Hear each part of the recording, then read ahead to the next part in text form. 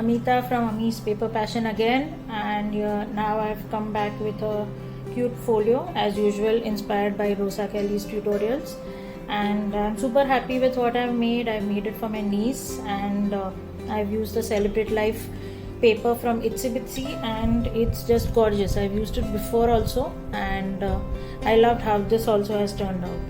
So it's a 8x8 folio, and with 1-inch spine. This is the back of it.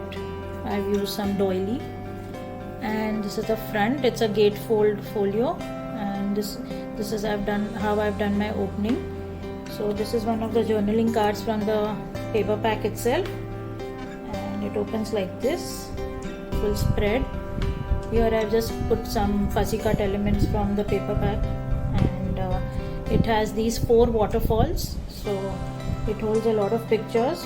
And the simple one, I've just kept it, I've not matted everything so that it doesn't add to the bulk, and pictures can be directly added onto it.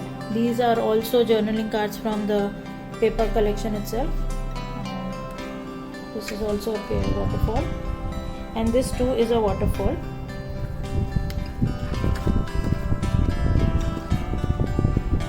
The twist is that if you turn it, then this opens up, and this is the centerpiece, and here one big photo can come, and here two small pictures can also come in.